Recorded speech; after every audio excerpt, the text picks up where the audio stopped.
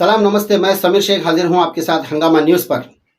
मुंबई के जोगेश्वरी स्थित बांद्रा प्लॉट इलाके में समतावादी प्रतिष्ठान न्यू साहस फाउंडेशन तथा गली क्लिनिक द्वारा समाज में शिक्षा तथा स्वास्थ्य के प्रति जागरूकता एवं जीवन में शिक्षा की अहम भूमिका सहित शिक्षा के अधिकार संबंधित स्थानिक लोगों को सही जानकारी देने हेतु एक खास कार्यक्रम का आयोजन किया गया। कार्यक्रम के माध्यम से कार्यक्रम में आमंत्रित सभी सदस्यों साहस फाउंडेशन के पदाधिकारी इसरार शेख, तनवीर खान, जलील शेख तथा अतिथिगण शिक्षा का अधिकार के जानकार हाजी असलम शेख, जफर अली सैयद द्वारा स्थानिक लोगों को आरटीई की व्यवस्थित जानकारी के साथ साथ स्कूलों तथा अस्पतालों की मनमानी के प्रति भी जागरूक किया। इस कार्यक्रम के माध्यम से कार्यक्रम में आमंत्रित गली क्लिनिक के चिकित्सकों द्वारा बच्चों के भविष्य को सुनहरा बनाने हेतु भी अपनी अपनी राय रखी।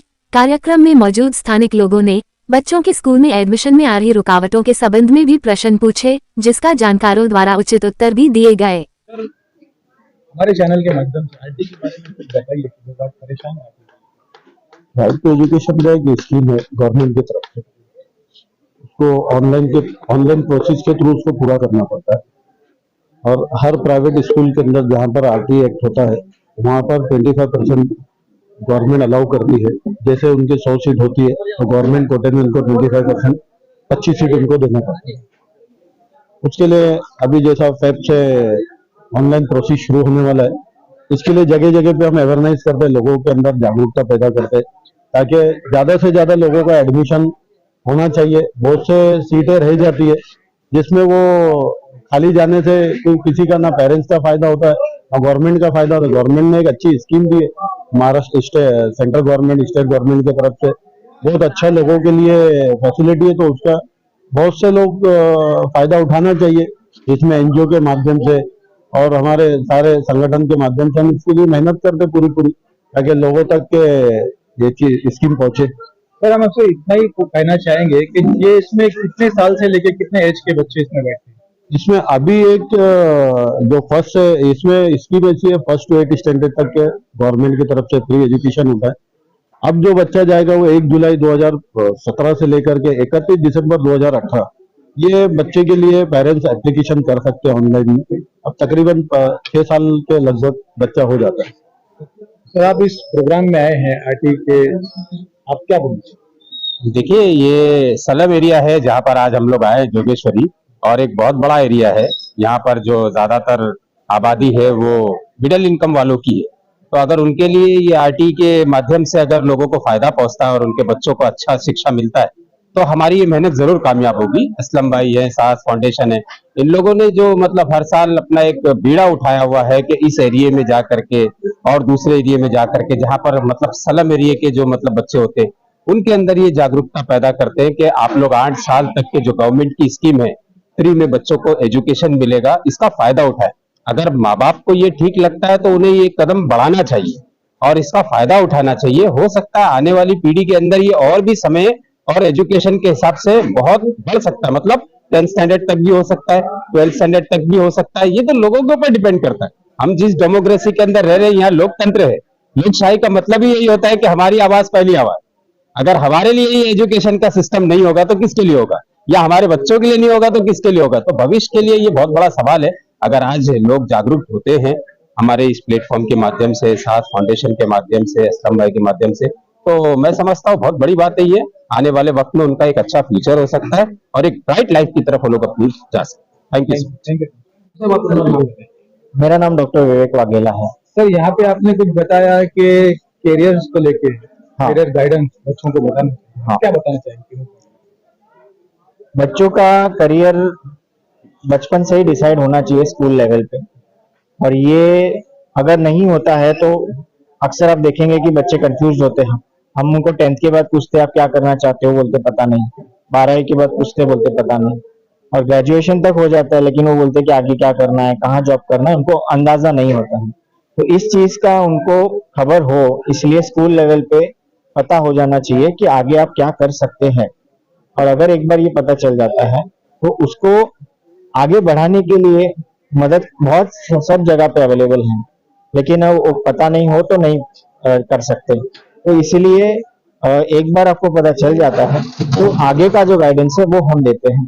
यानी गली क्लिनिक की तरफ से जो साहस फाउंडेशन है उनके साथ मिलकर हम जो भी बच्चे हैं जो मिडिल क्लास या लोअर मिडिल क्लास में आते हैं वो अपने बच्चों को पढ़ा सके और अच्छे शिक्षा देके, अच्छा एजुकेशन देके एक डिसेंट जॉब तो ले सके, अपना लाइफ सुधार सके, इसके लिए हम कोशिश करते हैं।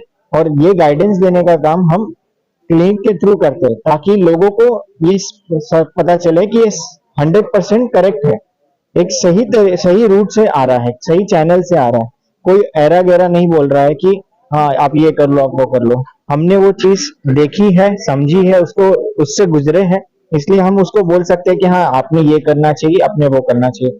तो उसी हिसाब से हम मेडिकल एजुकेशन में, मैं डॉक्टर हूँ तो मैं मेडिकल एजुकेशन में आगे कैसे बढ़ना चाहिए इसका गाइडेंस लोगों को देता हूँ। और इसी फील्ड में अभी यहाँ पे जहाँ हमने गली क्लिनिक की तरफ से पूरे मुंबई शहर में 5 क्लिनिक्स एस्टेब्लिश किए और 5 क्लिनिक्स है वो ऐसे ही मिडिल क्लास और लोअर मिडिल क्लास एरिया के लोगों के बीच में हमने क्लिनिक खोला है और क्लिनिक के माध्यम से हम उनको इस करियर गाइडेंस का हेल्प करते हैं। तो हम एक पैरामेडिकल कोर्स जो इंस्टीट्यूट देती है उसको इंट्रोड्यूस करने आज यहाँ पे आए हैं, जो उसका नाम स्कोप है और वो पैरामेडिकल कोर्सेज देती है जो कि हॉस्पिटल में डॉक्टर को छोड़ के बाकी जितने भी काम रहते हैं, जैसे नर्स का हो गया, टेक्नीशियन का हो गया, ऑपरेशन थिएटर में हो गया, डायलिसिस में हो गया, एक्सरे, सीटी स्कैन, खून निकालना, ब्लड कलेक्शन करना, ये सब के जो काम होते हैं वो काम भी जरूरी होती है, हॉस्पिटल उसके बिना नहीं चल सकता है। और इसी काम के करियर को हम आगे बढ़ाने के लिए यहाँ पे आ गए हैं। हाँ, मेरा नाम मोहम्मद इसरार है और मैं साहस फाउंडेशन का प्रेसिडेंट हूँ। हम लोग समझो हमारी फाउंडेशन जो है वो 4 साल से अपने एरिया में काम कर रही है और हेल्थ और एजुकेशन से रिलेटेड जो भी काम है, हम चाहे कोई भी आए हम उसकी हेल्प करते हैं। और हमारा एक लाइब्रेरी चल रहा है और गली क्लिनिक की तरफ से क्लिनिक चल रहा है अल्हम्दुलिल्लाह, जिसमें लोगों को दवाई वगैरह हर चीज से सपोर्ट, हेल्थ से सपोर्ट दिया जा रहा है, जो सस्ता, बहुत ज्यादा सस्ता है।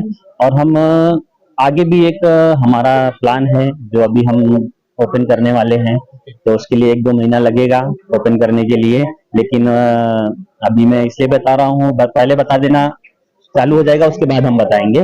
और हम चाहते हैं कि लोग हमारे पास आएं, अगर एजुकेशन और हेल्थ से रिलेटेड उनका कुछ प्रॉब्लम है तो हमारी ऑफिस है इधर हरिनगर में 7 से 10 चालू रहती है। अगर उनका कुछ प्रॉब्लम है तो आप आएं, उससे रिलेटेड कुछ काम हेल्प रहेगी तो हम करेंगे। Thank you sir. अपना मेरा नाम हर्षल है और मैं स्कोप पैरामेडिकल इंस्टीट्यूट की तरफ से आज यहाँ पे आया हूँ। जैसे सर ने आपको बताया कि ये संस्था पिछले 10 सालों से मुंबई महाराष्ट्र में काम कर रही है, जिसके ट्रस्टी है डॉक्टर अरोरा सर और हमारी अंकिता मैडम। ये हम पिछले 10 सालों से अलग अलग एरिया में जहाँ पे हेल्थ केयर के रिलेटेड हम प्रमोशन करें, जहाँ पे हम हेल्थ केयर के अंडर जो जो पढ़ाई है, जैसे स्टूडेंट 10वीं के बाद क्या क्या पढ़ सकता है, जहाँ पे 10वीं के बाद 11वीं 12वीं करते हैं, 12वीं के बाद ग्रेजुएशन करते हैं, तो वो बच्चा पैरामेडिकल फील्ड में अपना करियर बना सकता है। डॉक्टर ना बनने की चाहत बहुत लोगों में बन जाती है कि डॉक्टर ना बन पाए, बट डॉक्टर को काम सपोर्ट या 100% डॉक्टर का काम करने के लिए जो पैरामेडिकल स्टाफ है वो लोग बन सकते हैं और वो इंफॉर्मेशन हम जहाँ जहाँ तक पहुंचा सकते हैं वहां तक पहुंचाने का हम काम कर रहे हैं।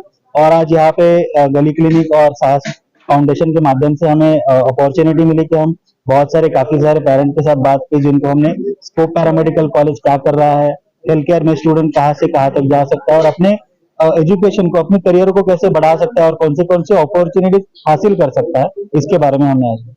सर आप अपना नाम बताइए। जी, मेरा नाम गौरव जोगल है। आपने यहाँ पे स्टेज पे बताया था कि स्कूल के अंदर एक मैनेजमेंट कमेटी होती है जिसमें पेरेंट्स का जो हक होता है, जब खिचड़ी आती है स्कूल में, टीचर अगर सही नहीं पढ़ा रहे, तो उसके बारे में हम जानना चाहेंगे। बराबर।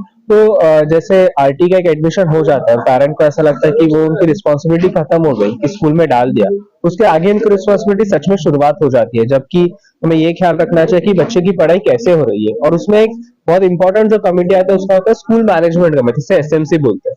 और मैंने जैसे बताया उसके 3 प्रमुख रिस्पॉन्सिबिलिटीज होती है। एक तो रहती है एक एसडीपी बनता है जिसका होता है स्कूल डेवलपमेंट प्लान।